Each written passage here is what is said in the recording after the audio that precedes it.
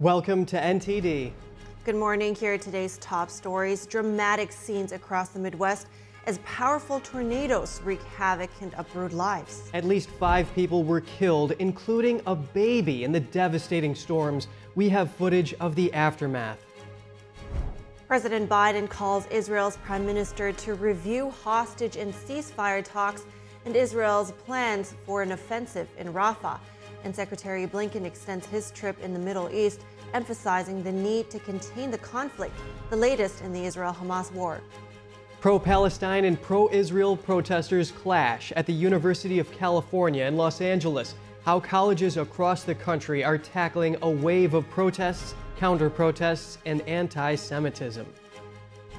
The Biden administration has announced the creation of an AI safety panel, the federal government's first major effort to regulate the industry. And a tornado ripped through Nebraska, knocking out power, but one couple didn't let that stop their wedding. Hear their story.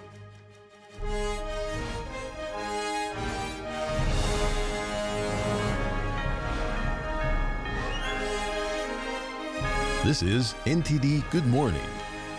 Live from our global headquarters, here are Evelyn Lee and Kevin Hogan. Welcome to NTD. Welcome, everyone. Today is Monday, April 29th, and we've seen some intense twisters, as we just heard, especially in the Oklahoma region. Our hearts really go out to those that are affected and the victims. Yeah, and a quadriplegic man in Nebraska had to have his wife and son jump on top of him just to protect him when the roof was coming down. Wow. Yeah. All right, so here's our top story. Devastating weather in the Midwest this weekend. At least 5 people died in Oklahoma, including a 4-month-old baby, after dozens of twisters swept the southern plains. NTD's Daniel Monahan has more on the storms, which also injured over 100 people. Oklahomans were left to pick up the pieces after nature's fury was unleashed on the tornado-prone state. Uprooted trees were ripped out of the ground and launched into houses. An eerie picture as a large truck can be seen lying unnaturally across a bed of vehicles. A storm caused this house in Oklahoma to catch fire. Here, a wall of one home is lying on the ground. An unsettling image, the now wall-less house rendered uninhabitable by the tempest. Flooded streets in Oklahoma after massive storms hit the area left vehicles stranded. This gas station in Marietta was right in the path of a tornado. A tractor trailer here is caught up in the power lines. Oklahoma Governor Kevin Stitt declared a disaster emergency for the state on Sunday. President Biden offered the federal government support to help with the recovery efforts. Oh no! Communities in Nebraska and Iowa were left reeling after powerful storms struck on Friday. A tornado plowed through suburban Omaha, demolishing homes and businesses as it moved for miles through farmland and into subdivisions. Residents are left to try to put things back together. James Stennis says they're just taking it day by day. You come upstairs and see that you have no house.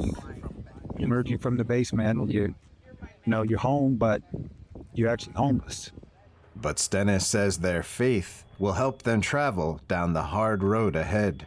A tornado also slammed into the Iowa town of Minden, completely destroying over 40 homes. Storm warnings for high winds, heavy rain, and hail were in effect on Sunday for more than 47 million people, stretching from East Texas north through Illinois and Wisconsin. The National Weather Service reported 38 possible twisters hit the area. The worst of the storms rolled through central Oklahoma on Saturday into early Sunday morning, spreading into northwest Texas, western Missouri, and Kansas. The Oklahoma Department of Emergency Management said area hospitals reported around 100 injuries. Twisters destroyed or damaged dozens of structures, including the hospital in the town of Marietta, although no injuries were reported there. More than 20,000 customers in the state remained without power as of Sunday evening. Daniel Monahan, NTD News. Yeah, I saw a video of those volunteers stepping up to help out. Yeah, absolutely. But we're moving on now to election topics. A new poll has former President Trump continuing to hold an advantage over President Biden. The CNN poll also says a majority of Americans now view Trump's term as president as a success, with a broad majority saying Biden's has so far been a failure. Trump's support in the poll among registered voters stands at 49% in a head-to-head matchup against Biden, who has 43%. Looking back, 55% of all Americans now say they see Trump's presidency as a success, while 44% see it as a failure. Meanwhile, 61% say Biden's presidency so far has been a failure, while 39% say it's been a success. Republicans now are more unified around the idea that Trump's presidency was a success than Democrats are that Biden's has been one. Overall, 92% of Republicans call Trump's time in office a success, while 73% of Democrats say Biden's term has been a success so far. Among independents, 51% say Trump's presidency was successful, while 37% see Biden's as a success. And more on the upcoming presidential election, a lot is riding on the minority vote. To discuss this, we hear from Mike Leon. He's our contributor and the Director of Policy and Strategy at the Free and Equal Elections Foundation, as well as the host of the Can We Please Talk news commentary podcast. Good morning to you, Mike. Thanks for being here. Trump's campaign launched the Latinos for Trump and Black Voices for Trump a year or more before the 2020 election, but AP reports that there haven't been any minority outreach programs launched yet in this election cycle. Is that delay going to cost Trump, or will his track record speak for itself? Hey, Kev, good to see you first and foremost, as always. You know, it is interesting that nothing has been launched yet, but I know the former president obviously has done some interviews with some Spanish language media.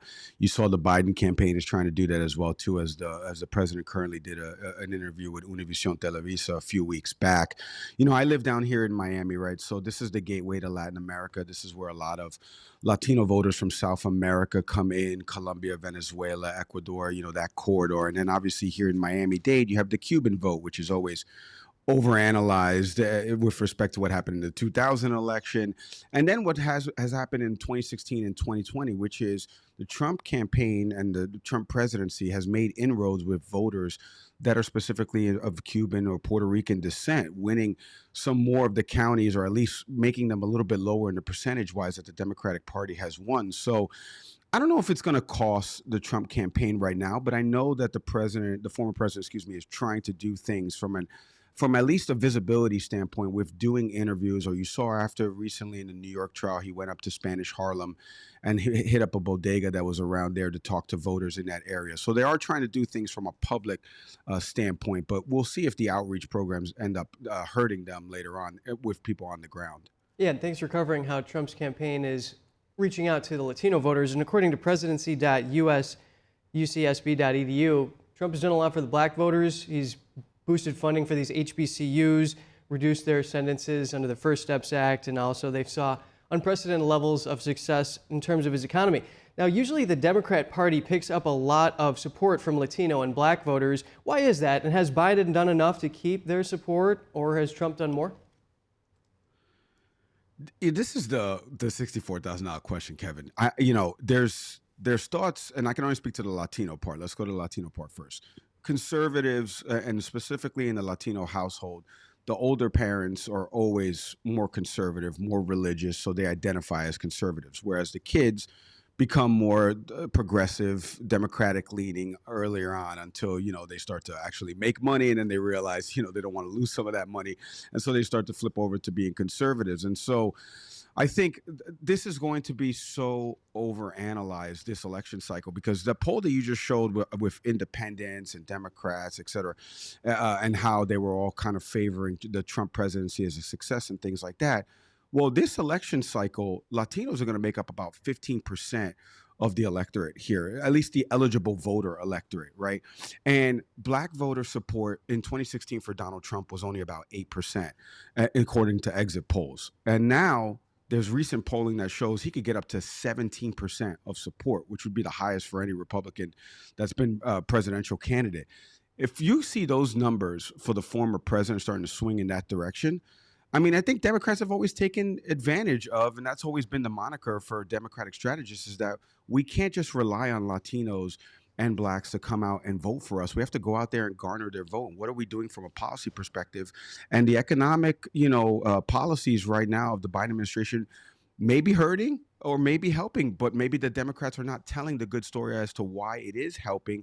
And I think that's why you're seeing those polling data starting to show that blacks and Latinos are more likely to either vote for this candidate, or the worst part would be voter apathy and them not voting at all or voting third party. Well, Mike, thanks so much for bringing light to this. Contributor Mike Leon, Director of Policy and Strategy at the Free and Equal Elections Foundation, thank you. Thanks, Kevin. President Biden hosted journalists at the annual White House Correspondents' dinner Saturday night, where he took swipes at his rival, former President Trump. Outside the event, pro-Palestine demonstrators greeted guests with chants accusing Biden of being complicit in genocide. NTD's Jeremy Sandberg has more. Joe Biden. President Biden used humor to alleviate concerns about his age at the White House Correspondents' dinner Saturday night. It's been a year since I delivered this speech, and my wife Jill, who's with me tonight, was worried how I do. I told her, don't worry, just like riding a bike. She said, that's what I'm worried about. Biden is on course to face former President Trump once again this November. Polls show one of voters' top worries is Biden's age. The 81-year-old is the oldest president in U.S. history. Biden brushed off these concerns, calling Trump immature in comparison. And yes, age is an issue. I'm a grown man running against a 6-year-old. Trump reacted on Truth Social by calling President Biden Crooked Joe and saying the event was, quote, an absolute disaster. Biden's tone changed when speaking about what's at stake in this year's election. He highlighted the role of the press at a time he said is rife with sensationalism. I'm sincerely not asking of you to take sides, but asking you to rise up to the seriousness of the moment.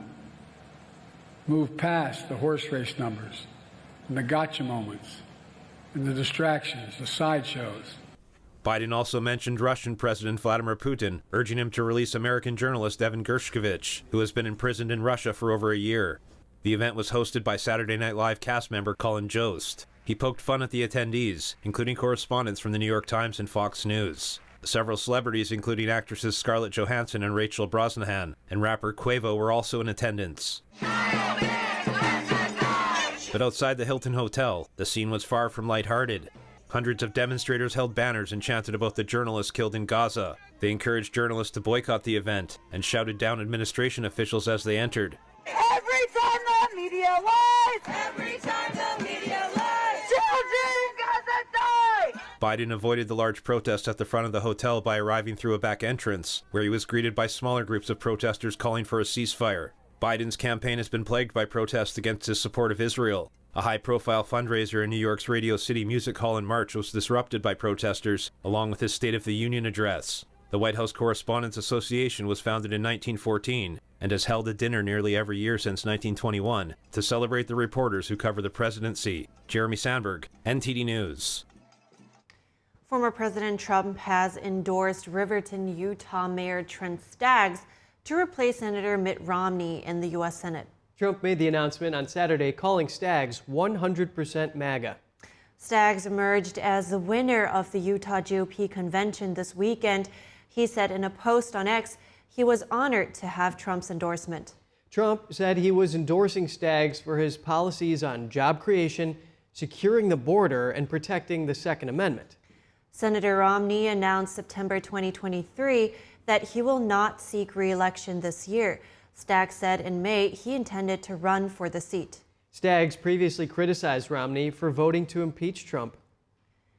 And coming up, President Biden calls Israel's prime minister to review hostage and ceasefire talks and Israel's plans for an offensive in Rafah. And Secretary Blinken extends his trip in the Middle East, emphasizing the need to contain the conflict. The latest in the Israel-Hamas war. Pro-Palestine and pro-Israel protesters clashed at the University of California in Los Angeles this weekend. How colleges across the country are tackling a wave of protests, counter-protests, and anti-Semitism. The Chinese regime posing an unrelenting threat to critical U.S. infrastructure, the FBI says. How to stop it? Is this part of Beijing's unrestricted warfare? A former intel officer explains after the break.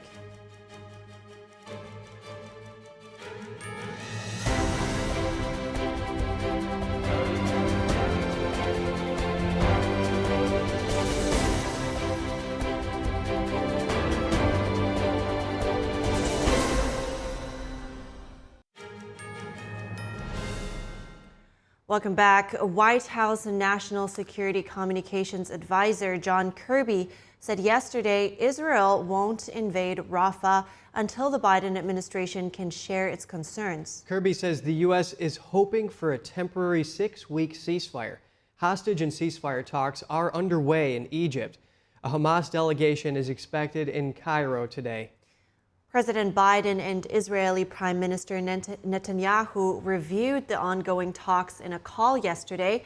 The White House says Biden also talked about getting more aid into Gaza and reiterated his position on Rafah. Secretary of State Antony Blinken is expanding his trip to the Middle East. He's visiting Saudi Arabia, Israel, and Jordan this week.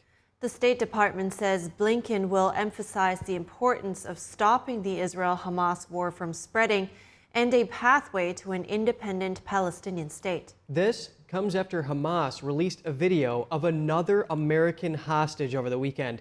The terrorist group is still holding around 130 hostages. Israel believes around 100 are still alive. NTD's Jeremy Sandberg has the latest in the Israel-Hamas war. The White House says President Biden and Israel's Prime Minister reviewed ongoing hostage ceasefire talks on Sunday. Biden also reaffirmed ironclad commitment to Israel and reiterated his position on Rafah. NSC advisor John Kirby says Israel will not launch a military offensive where over 1 million people are sheltering until hearing U.S. thoughts and concerns. The Biden administration says it wants to see a clear and actionable plan on protecting civilians. Kirby told ABC on Sunday the U.S. needs to have a better understanding into Israel's potential approach. Secretary of State Antony Blinken is extending his trip to the Middle East this week until Wednesday to discuss hostage and ceasefire talks with leaders. Blinken will head to Jordan and Israel after visiting Saudi Arabia. Negotiations have been stalled for months under mediation by Egypt and Qatar. The terrorist group Hamas released another video of an American-Israeli hostage over the weekend.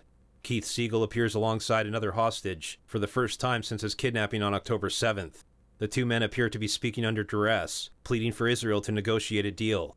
Israel has condemned hostage videos as psychological terrorism.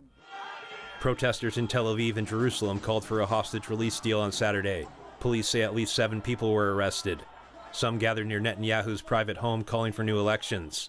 A Hamas delegation is expected for talks in Cairo Monday. Jeremy Sandberg, NTD News.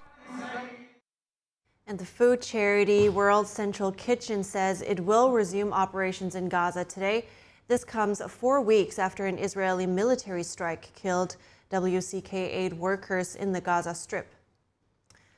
And pro-Palestine and pro-Israel protesters clashed on the campus of UCLA in Los Angeles on Sunday. This comes after demonstrations spread across college campuses in the country. As the size of the pro-Palestinian encampment at UCLA expanded in recent days, counter-protesters have become increasingly vocal and visible on the campus. A university spokesperson said demonstrators knocked over a barrier used to separate the two groups, leading to violent clashes on Sunday. Members of both factions traded punches and shouted slogans until campus police eventually separated them. Los Angeles police were not involved in quelling the disturbance, a representative of the campus police said, and no arrests were made. UCLA said the demonstrations involved at least some people from outside the university. In a statement, the university administration said, quote, UCLA has a long history of being a place of peaceful protest, and we are heartbroken about the violence that broke out. Los Angeles Mayor Karen Bass spoke to the media on Sunday. Well, I mean, as mayor, people have the right for free speech, but, you know, hate speech, anti-Semitism, all of that is unacceptable. All students on the campus need to feel safe. In the past 2 weeks, anti-Israel protests have spread to college campuses across the U.S. They were triggered in part by the mass arrest of over 100 people at Columbia University in New York over a week ago. In the nation's capital, anti-Israel protesters spent a 4th day demonstrating at George Washington University. Demonstrators there have built an encampment containing dozens of tents. They say they do not plan to move until their demands are met. They want the university to divest from any business that financially supports Israel. The University of Southern California reported property damage by protesters Saturday. Administrators said demonstrators vandalized the statue and a fountain on campus. They also report the protesters declined offers that the university president made to meet with them. Officials at USC canceled their main stage graduation. They say there isn't enough time to process guests with their new safety measures in place. Administrators of various schools have said the protests break school rules, disrupt learning, and have fostered harassment and anti-Semitism. Student leaders have acknowledged isolated incidents of anti-Semitism and harassment have occurred, but they blame outsiders who they say seek to hijack their movement. In St. Louis, presidential candidate Jill Stein was arrested at a pro-Palestine rally on Saturday. She was at Washington University. Over in Taiwan, Taiwan reported more Chinese military near the island over the weekend. That came just a day after Secretary of State Antony Blinken ended his visit to China. Taiwan's defense ministry says it detected 22 Chinese aircraft, including fighter jets, on Saturday. The defense ministry said 12 aircraft crossed Taiwan's north and center median line. Blinken, while in Beijing, said he stressed the critical importance of maintaining peace and stability across the strait. The median line has served as an unofficial border, but the Chinese regime says it doesn't recognize it. The CCP now regularly sends aircraft over the line. And more in China, the FBI says the Chinese regime is posing a broad and unrelenting threat to critical infrastructure in the U.S. We learn more about this from James Hess, a co-founder and CEO of Unknown Cyber and former military intelligence officer and Black Hawk pilot. James, thanks for being here on this really important topic. Please elaborate on the threat that the FBI is describing that's coming from the Chinese regime. Good morning. Well, as already has been mentioned, the Chinese Communist Party is using attacks, pre-plants like Volt Typhoon, in order to threaten our critical infrastructure as a vanguard for whatever military action the Chinese wants to take against America. Right. And so how can these private partnerships, joint operations, and these private sector alliances here create enough vigilance to help the U.S. fight back? You have to have partnerships between industry. The lines are now blurred where we have to fight together. It's no different than having any attack on our industrial base during any other type of conflict. But you'll see that these pre-plants that the adversary has placed are essentially going to be the defining threat of our generation. It will be our generation's cyber Pearl Harbor. Yeah, this is just very serious here, James. And the FBI is saying that there's energy, water, and other infrastructures that are all at risk here. Why is it that the Chinese Communist Party uses what's called unrestricted warfare to go and put fear into Americans here just by targeting things that help society function? Well, Beijing wants to counter our superior military capabilities with asymmetric capabilities. So cyber is a soft underbelly where they can penetrate and get inside of our infrastructure. We have to assume that we're already breached and adopt technologies that can continuously hunt for these threats. Otherwise, we're basically going to be fighting at a disadvantage whenever the conflict kicks off. So break it down here. How does it work when a cyber attack hits? What can be done? So you have your pre-incident and post-incident, but really what we need to do right now is start to eradicate these threats that have already penetrated. And there are not a lot of good ways to do that because technology is moving faster than it ever has before. So we need to adopt new technologies that can leverage AI and other capabilities to defeat the AI capabilities of the adversary. And Unknown Cyber is leading the way in that, creating ways to do semantic analysis that's traditionally been done by humans so you can get ahead of the next threat. So what does that look like? How can AI assist in this problem? So when you look at traditional analysis, it's been done on malware that's repurposed like the malware used in attacks such as Volt Typhoon. The adversary weaponizes pre-existing tools that are out there and basically camouflages them, obfuscates them. So by and they use AI in order to do that. That's the big threat that we have today, is that AI can create new variants at machine speeds. But tools that use semantic analysis and leverage AI and machine learning to find those next threats rely on the fact that most attacks rely on previously used code, previously used computer code. So if we can accelerate the speed at which we can analyze that and enable our humans to be more efficient, then we can get ahead of the threat. Yeah, and Director Ray says that wealth and power are the reasons for the CCP launching these types of attacks here. James Hess, co-founder and CEO of Unknown Cyber and former military intelligence officer and Black Hawk pilot. Thanks for coming on the show today. Good morning.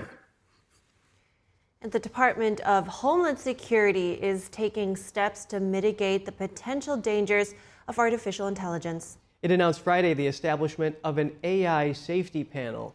The panel includes 22 members, including leaders from big tech companies like OpenAI, Google, and Microsoft. The board also includes experts from hardware companies, critical infrastructure operators, local governments, and academia. The DHS says the panel will make recommendations on how to protect critical services from AI-based attacks. Homeland Security Secretary Mayorkas said AI can be used to advance national interests. But he also said the risk of enemy nations using AI to, quote, unduly influence our elections is real. Stay with us. New York's governor wants an upstate district attorney investigated for refusing a traffic stop last week. Governor Hochul says the district attorney undermined her ability to hold others accountable. Former New York Governor Andrew Cuomo will testify before a House panel on the COVID pandemic. Lawmakers want to know why nursing homes were advised to take in highly contagious patients.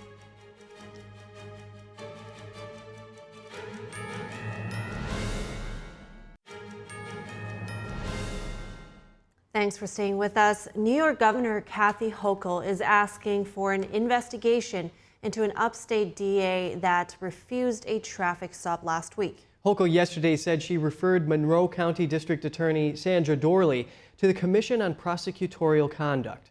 That's after Dorley pleaded guilty to speeding and police body cam of the interaction was released. Governor Hochul says Dorley undermined her ability as DA to hold others accountable for violating the law. Hochul says the footage shows Dorley trying to evade responsibility and claiming to be above the law. She also said the DA acted unprofessionally towards the police officer. This comes after the Rochester City Council asked Attorney General Letitia James to investigate Dorley on Saturday. And former New York Governor Andrew Cuomo has agreed to testify before Congress about his handling of the COVID pandemic. Chairman of the Subcommittee on the Coronavirus Pandemic, Brad Wenstrup, says the transcribed interview will take place June 11th.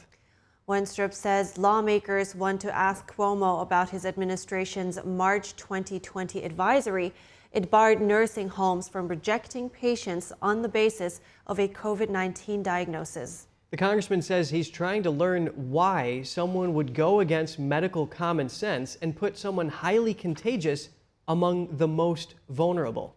Cuomo has insisted the advisory was consistent with the guidance from the CDC and the Centers for Medicare and Medicaid Services. Wenstrup sent a subpoena to Cuomo early last month. He says the panel will also hear from Cuomo's former secretary and former commissioner of the New York State Department of Health. Harvey Weinstein was hospitalized Saturday for a series of tests after being transferred to a Rikers Island jail on Friday. His attorney says the disgraced movie producer is in Bellevue Hospital for medical reasons. The Bellevue Hospital prison ward works with the infamous New York jail. His attorney says he is still expected to appear in court Wednesday. This after the New York Court of Appeals overturned his sex crimes convictions and ordered a new trial. Weinstein was convicted in 2020 of first-degree criminal sexual act and third-degree rape. He was sentenced to 23 years in prison. The appeals court ruling says the trial court allowed testimony from prior alleged sexual acts that portrayed Weinstein in a prejudicial light. The appeals court says that testimony should not have been included. And another Boeing jet mishap. The emergency exit slide fell off a Boeing 767 aircraft operated by Delta Airlines. The incident happened after the plane took off from New York en route to Los Angeles on Friday. 183 people were on board the flight. The crew declared an emergency and returned to JFK International Airport. Delta says the Boeing jet has been removed from service and will be thoroughly evaluated. Delta said it will cooperate in investigations. The incident is under investigation by the Federal Aviation Administration. Boeing has been under scrutiny since January when the door plug of a commercial Boeing 737 MAX 9 broke off as the plane was ascending, horrifying passengers. Do you like Netflix or use Amazon or watch videos on your iPhone? Well, all that requires data to go through data centers, and this is happening so much now that these facilities are starting to gobble up a lot of electricity and water. Where is this heading, and what are communities doing about this? Let's get some answers from Kevin Stocklin, a reporter for the Epoch Times, the producer of the Shadow State documentary, and a former Wall Street banker. Yeah, the biggest growth area in tech right now is data centers. And anybody who does any sort of cloud storage, cloud computing, even including like videos on your iPhone or streaming Netflix videos, bank records, digital purchases on Amazon, etc. All of that data flows through data centers, which are these enormous warehouses of servers that allow all these tech companies to communicate with each other. That is really very interesting that we're bringing this to light here. Those data warehouses in 2022, they gobbled up 17 gigawatts of electricity, and that's 4% of U.S. energy consumption here. Where is this trend heading over the next 6 years? Well, it's certainly growing just because of all the data storage is growing, but the biggest factor coming online is the growth of AI, which will require between 5 and 10 times as much electricity. It just takes so much more to power the servers for artificial intelligence. And so they're projecting that these data centers will grow from where they are, as you said, about 4% of electricity consumption, that amount will double by 2030. And an expert that was cited in one of your articles there was saying that these data centers are not just a hog of electricity, they're like an elephant, and they're right here in your backyard. So what happens when these data centers are all concentrated in one place, and that place doesn't rely on fossil fuels?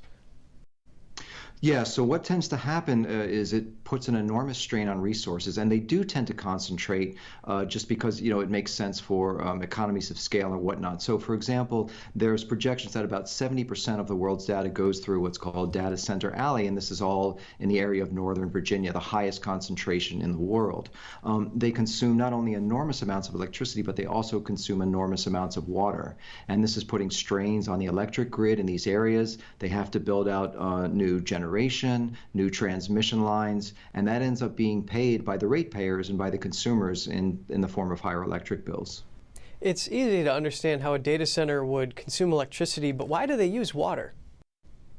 The reason is because to generate all of the processing, this electricity that they input comes out in the form of heat. There's no motion. They're not turning, any engines or anything like that. So they generate tremendous amounts of heat. As much as 40% of the electricity consumed is just in trying to cool all these servers down.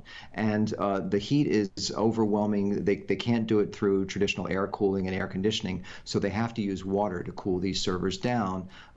Google has been consuming billions of gallons of water every year to cool down its data servers, and they're just a small piece of the puzzle. Should people be concerned about this, and what are some steps that need to be taken as tech is on the rise? Well, we are seeing communities start to push back, so there certainly is a movement in Virginia to limit the growth of data centers. What they are looking, the real estate developers are looking increasingly to other areas, whether that may be places like Atlanta, or increasingly they're looking out west to Wyoming and places like this to build new data centers. They're going abroad to places like Ireland. The problem is these communities are welcoming them in, not really realizing the drain that they're going to put on the electricity grid, but also on the water. And that is potentially a big issue, particularly in the western states. Well, thank you so much for your update this morning. Kevin Stocklin, reporter for the Epoch Times. My pleasure. Thank you. Super interesting, and certainly, not a huge surprise, but definitely something we don't really think about from that angle. Yeah, and a professor at Texas Tech says a typical data center consumes between 3 and 5 million gallons of water a day to cool its machines. Well, it's a lot more than 8 glasses a day. Right, but big data nowadays really makes the world go round, I guess.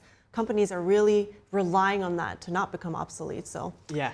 There we go. It's a reality that we have to face with. And even lawmakers in Virginia are now starting to put out some bills for new development rules saying, hey, wait a minute, we got to address this here. Yeah, developing as, you know, as tech also develops, and we're trying to keep up here.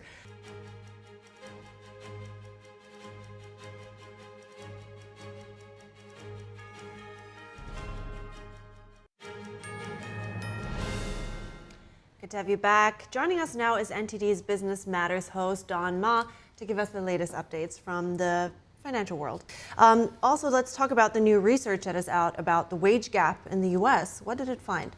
Yeah, speaking of banks, let's talk about the wage gap. So also seems like not a very exciting news here. The average wealth gap between families, so that's including, of course, Black and Hispanic families, topped $1 million.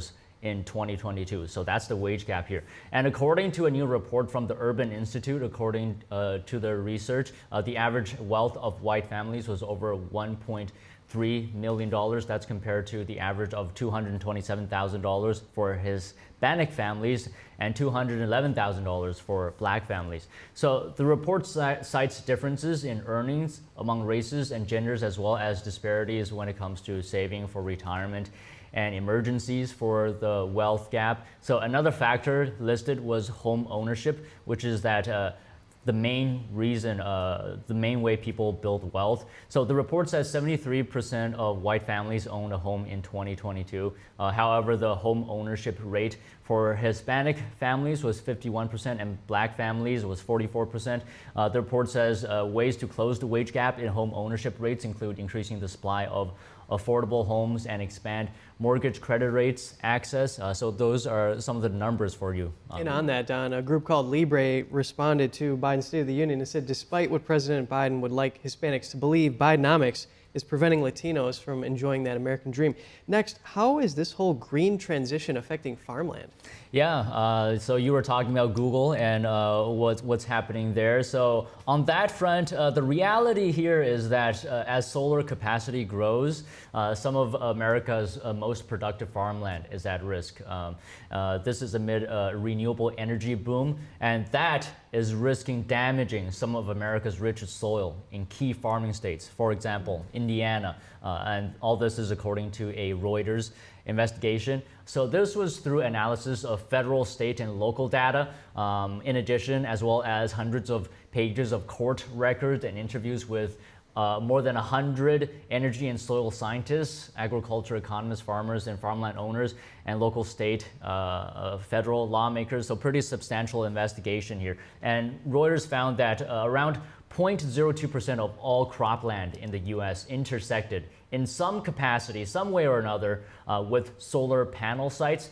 So agriculture economists, what they're saying is they argue that even small amounts of the best cropland of production or damaging valuable topsoil is going to impact future crop potential in the United States. So something to keep in mind as we go through this so-called green transition.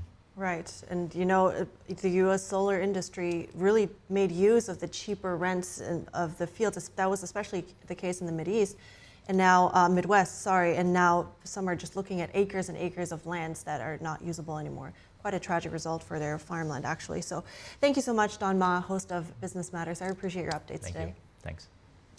Stay with us. A tornado ripped through Nebraska, knocking out power. But one couple didn't let that halt their wedding ceremony. Hear their story coming up. And a veterinarian in Berlin has a heart for the city's growing raccoon population, but her plan for rescuing them is not popular with everyone. Get the whole story coming up.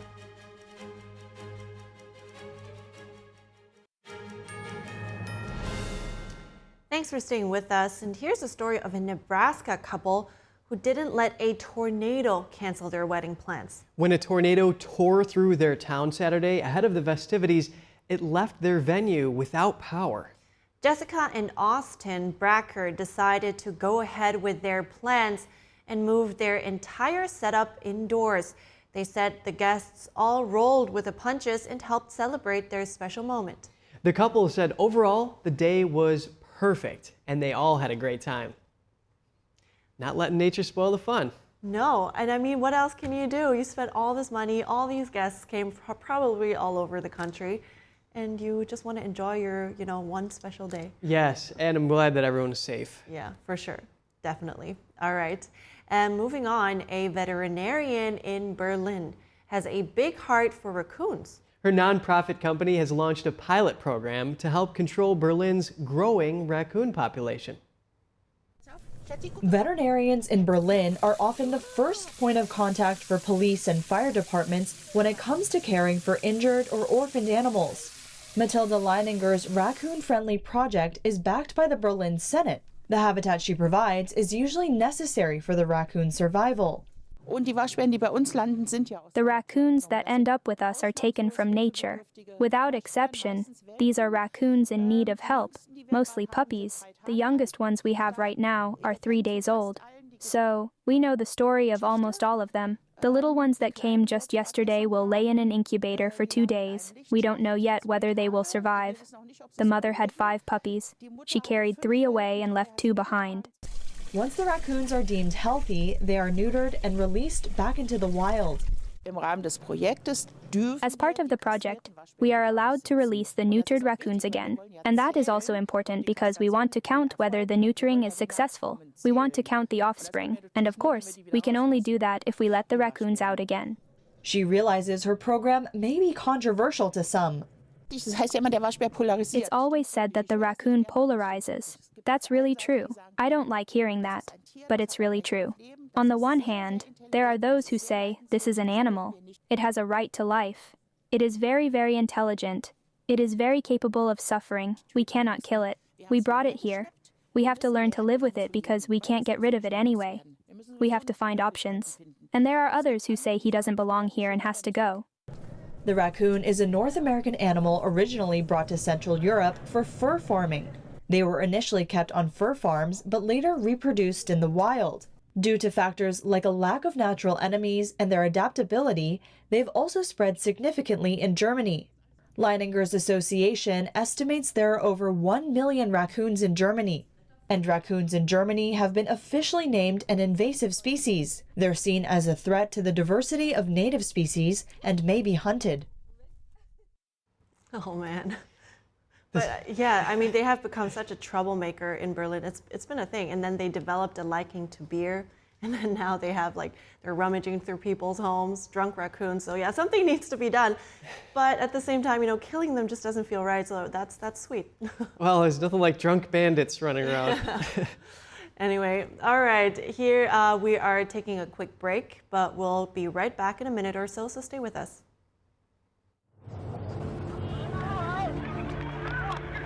There are real consequences to controlled media.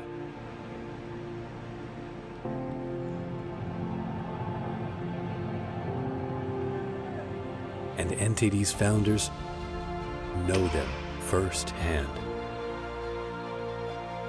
Our freedom of thought is the price. This is the lesson that guides us in everything we do.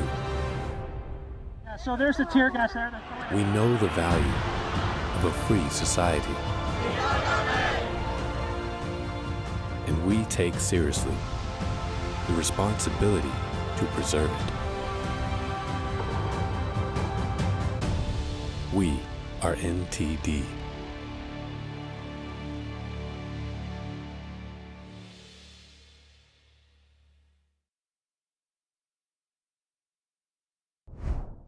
Welcome to NTD. Good morning. Here are today's top stories. Dramatic scenes across the Midwest as powerful tornadoes wreak havoc and uproot lives. At least 5 people were killed, including a baby, in the devastating storms. We have footage of the aftermath. President Biden calls Israel's prime minister to review hostage and ceasefire talks and Israel's plans for an offensive in Rafah. And Secretary Blinken extends his trip in the Middle East, emphasizing the need to contain the conflict, the latest in the Israel-Hamas war. Pro-Palestine and pro-Israel protesters clash at the University of California in Los Angeles. How colleges across the country are tackling a wave of protests, counter-protests, and anti-Semitism. Who will vote for RFK Jr.? Medical freedom seekers, disinterested voters who are now inspired, and more. Which frontrunner will Kennedy take more votes from? A reporter's insight. A Paris bakery just won the coveted title of the city's best baguette. Hear what the winner gets and what went into the prize-winning bread.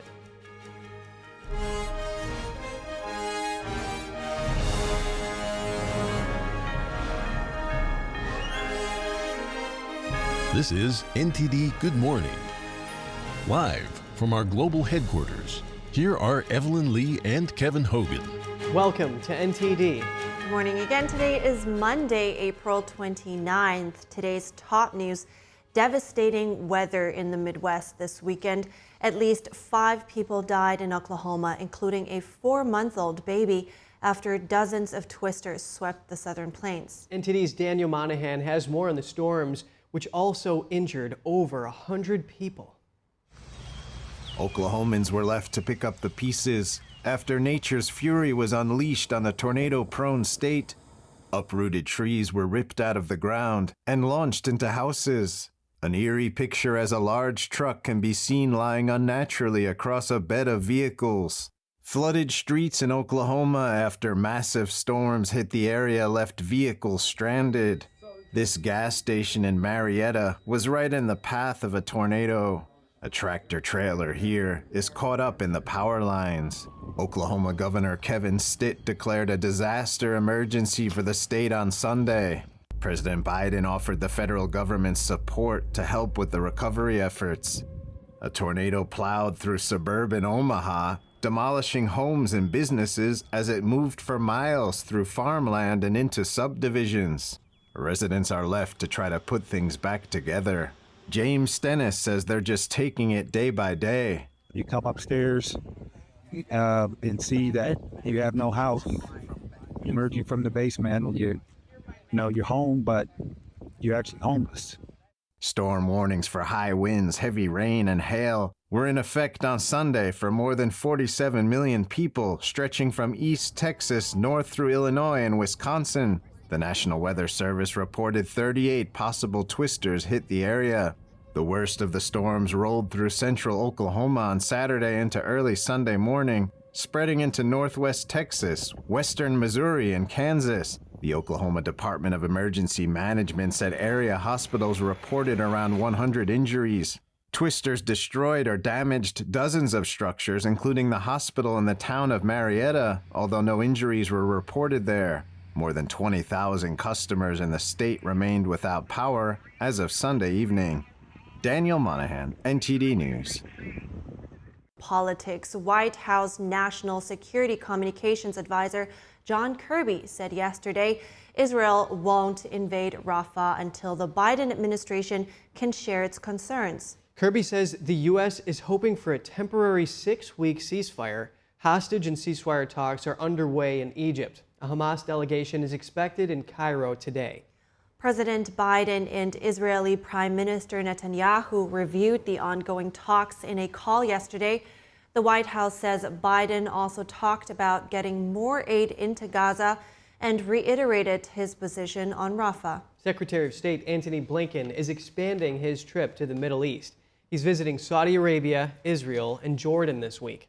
The State Department says Blinken will emphasize the importance of stopping the Israel-Hamas war from spreading and a pathway to an independent Palestinian state. This comes after Hamas released video of another American hostage over the weekend. The terrorist group is still holding around 130 hostages. Israel believes around 100 are still alive. NTD's Jeremy Sandberg has the latest in the Israel-Hamas war. The White House says President Biden and Israel's Prime Minister reviewed ongoing hostage ceasefire talks on Sunday. Biden also reaffirmed ironclad commitment to Israel and reiterated his position on Rafah. NSC advisor John Kirby says Israel will not launch a military offensive where over 1 million people are sheltering until hearing U.S. thoughts and concerns. The Biden administration says it wants to see a clear and actionable plan on protecting civilians. Kirby told ABC on Sunday the U.S. needs to have a better understanding into Israel's potential approach. Secretary of State Antony Blinken is extending his trip to the Middle East this week until Wednesday to discuss hostage and ceasefire talks with leaders. Blinken will head to Jordan and Israel after visiting Saudi Arabia. Negotiations have been stalled for months under mediation by Egypt and Qatar. The terrorist group Hamas released another video of an American-Israeli hostage over the weekend. Keith Siegel appears alongside another hostage for the first time since his kidnapping on October 7th. The two men appear to be speaking under duress, pleading for Israel to negotiate a deal. Israel has condemned hostage videos as psychological terrorism. Protesters in Tel Aviv and Jerusalem called for a hostage release deal on Saturday. Police say at least 7 people were arrested. Some gathered near Netanyahu's private home calling for new elections. A Hamas delegation is expected for talks in Cairo Monday. Jeremy Sandberg, NTD News. So let's bring in David Wormser now for some analysis on the ongoing hostage talks. He's a Middle East affairs analyst at the Center for Security Policy. Good morning, David. Now, first of all, Hamas has reportedly also just sent a delegation to Cairo for negotiations. What is known about what's on the table so far? Well, I think the key issue on the table now is whether or not Israel is going to agree to, first of all, the number of hostages. The Israelis are saying somewhere between 33 and at least all of them accounted for. And Hamas is saying no more than 20, likely because there may not be more alive than 20. The second thing on the table is the extent of ceasefire. The Israelis are still saying they only accept a 6-week ceasefire, basically a day per hostage at most, so maybe 30 days. But Hamas wants a permanent ceasefire until obviously they're willing to break it, which is the way it was before. So the Israelis apparently are moving somewhat on the concept of, yes, theoretically they accept a permanent or a long-term sustainable calm afterwards, which is somewhat of a major concession. But I think that at this point, you have to look at the underlying trends and interests of the two sides, and Hamas doesn't really have an interest in giving up hostages because ultimately it'll expose that they killed most of them, but B, it's their ultimate guarantee of survival. So I think what Hamas will do, and they also have an interest in dividing Israel, and such a deal would divide Israel greatly. So I think what Hamas wants to do is say almost yes, but never quite say yes, string it along, hope that they buy time, and they think that if they buy time, it derails Israel's imminent invasion of Rafah, which would eliminate the last stronghold of Hamas. Right, and that is interesting because it goes with what Hamas has been saying, because first they were saying that it doesn't seem like there is much that they have, that they seem to be okay with the overall negotiations and things that Israel was asking for, and now they're saying that they're still reviewing the details. So can you also talk a little bit more about the sustainable calm that you were talking about? Because Israel now is willing to discuss that as part of the hostage deal, but what does that mean for Israel? Is it possibly a ceasefire before a victory over Hamas? Well, there's a debate in Israel. One side says, bring home the hostages at any cost, agree to a ceasefire, end the war, bring them home at any rate. But about 80% of Israel believes that that's only buying you another October 7th disaster and a tragedy, the attack on October 7th with the 1,500 dead Israelis. So they say, no, this has to win. Israel has to win. They have to eliminate Hamas from Gaza. And even if they can't bring home the hostages under that, then winning will bring home the hostages. That ultimately it's that pressure and taking the territory and destroying the remnants of Hamas that bring them home. So the real implications of this are the internal debate in Israel and the splitting going on between the unity government, half of which hostages must be brought home at all costs, even if the war is lost, and the other half saying, no, you have to win the war. The security of the state in the long run depends on that. And I don't see how Netanyahu, the prime minister, can survive if he goes with the unity government and the idea that the hostages must be brought home even if the war would be lost, because That is, the unity government was established after the war started. His core coalition is on the other side, and he would fall from power if he agrees to a ceasefire. Right. So very quickly he would fall from power. So I'm still dubious, even though the Israelis have apparently conceded on such a sustainable ceasefire. It really now depends on Hamas, and if they say no, his government's saved and Israel goes into Rafah and finishes this. Right. So if now, he says yes, his government may not survive. So now there is another complication coming in for Netanyahu, because what do you think does a possible arrest warrant by the International Criminal Court against Israeli senior officials mean? You know, what kind of pressure could it even mean that it pressures them further into a ceasefire? Well, it would be a great deal of pressure, because it's potentially, you could see Israel, it's not only the three that have been named, the Prime Minister, Defense Minister, and Chief of Staff of the military. It's a democracy. Israel's a democracy, which means that if you indict the democratically elected government of Israel, you're essentially indicting the Israeli people. And it also opens the precedent for any Israeli soldier who participated in the war to be arrested when he travels abroad. Now, the United States does not recognize the International Criminal Court. Israel is not a party to it, which, by the way, they're writing a whole new rule book for Israel. The International Criminal Court doesn't apply to countries that aren't part of it. And Israel's not part of it. But they're rewriting the rules to make Israel still subject to it, even though they never signed the treaty for it, or the United States. So the implications for Israel are very grave. The implications for American soldiers are very grave, because if the precedent is set that this international court that is accountable to exactly nobody can indict anybody they wish, even in countries that don't sign this treaty, Treaty of Rome, which formed the ICC, they can go and arrest an American soldier visiting Canada. Understood. Well, thank you so much, David Wormser. I really appreciate your insights this morning. Sure. And pro-Palestine and pro-Israel protesters clashed on the campus of UCLA in Los Angeles on Sunday. This comes as demonstrations spread across college campuses in the country. As the size of the pro-Palestinian encampment at UCLA expanded in recent days, counter-protesters have become increasingly vocal and visible on the campus. A university spokesperson said demonstrators knocked over a barrier used to separate the two groups, leading to violent clashes on Sunday. Members of both factions traded punches and shouted slogans until campus police eventually separated them. Los Angeles police were not involved in quelling the disturbance, a representative of the campus police said, and no arrests were made.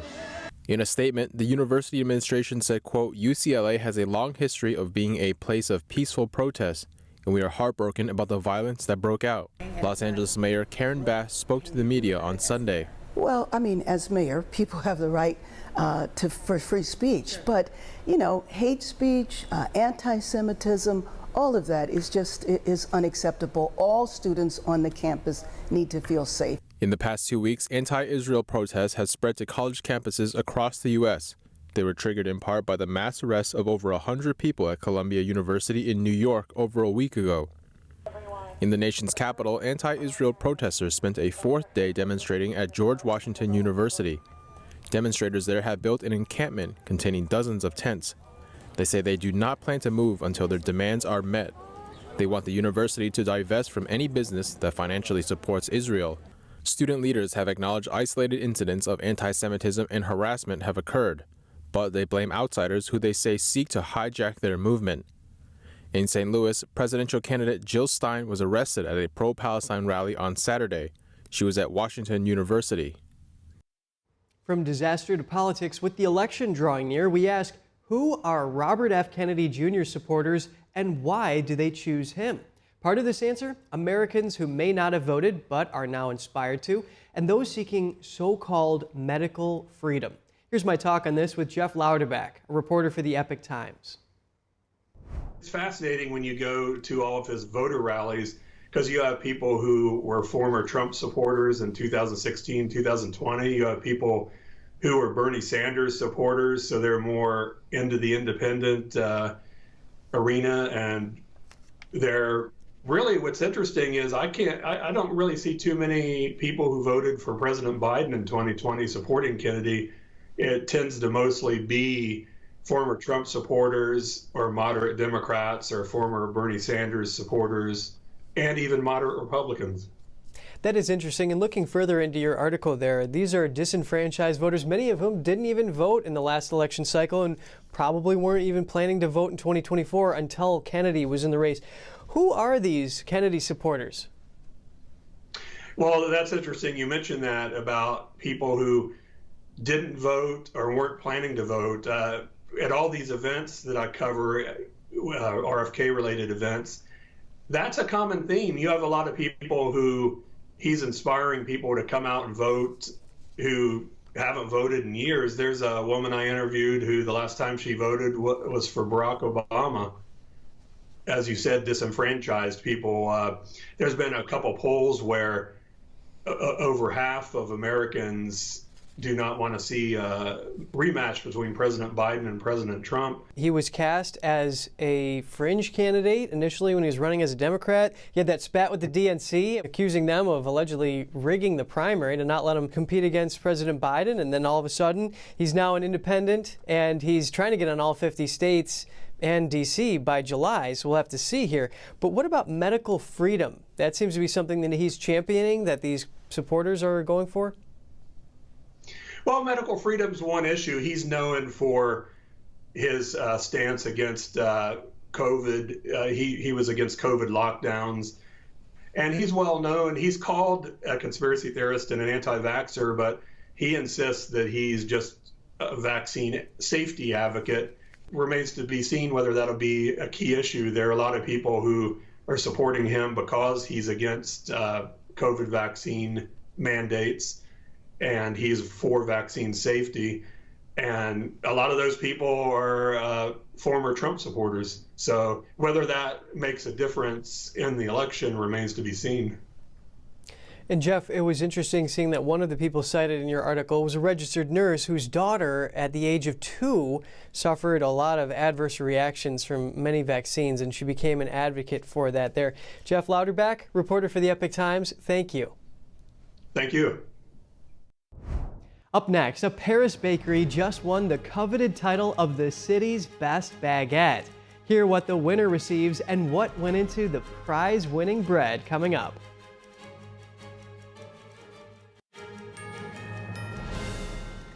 Welcome back. Heading now to France, where a Paris bakery just won a much coveted prize.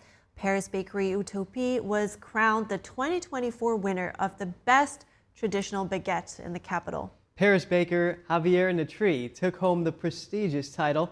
The bakery now welcomes the new supplier to the Élysée Palace for the coming year. Every year for the past 31 years, the competition has brought together all the artists and bakers in Paris to determine the best baguette in the city. Judges use several precise criteria to judge the baguette. The criteria are the baking, the appearance, the air holes, the odor, and the taste. There's a diverse juror pool, so everyone can bring their experience and their preferences. This year's winner, Xavier Netry, describes what went into his prize-winning bread. We use a good sourdough starter, a good long fermentation, a good baking. To be well cooked is a priority to me. Some love and some passion, of course. This local customer agrees with the judges, even if he does have to wait in line. No. What? No. Oh well, I am proud to buy the best baguette in Paris. But I think it was already the best baguette in Paris before becoming the best baguette in Paris. So it is super. Let me try it. Ah yes, it is the best baguette in Paris. Netry has toiled many years to reach this point, but he's happy with the outcomes of the contest. I might have not waited years for this particular title, but I have waited years to be recognized by my peers. I have been a baker for 25 years, and I was saying to myself, it would be nice to have a recognition, and today it happened, so I'm very happy about it.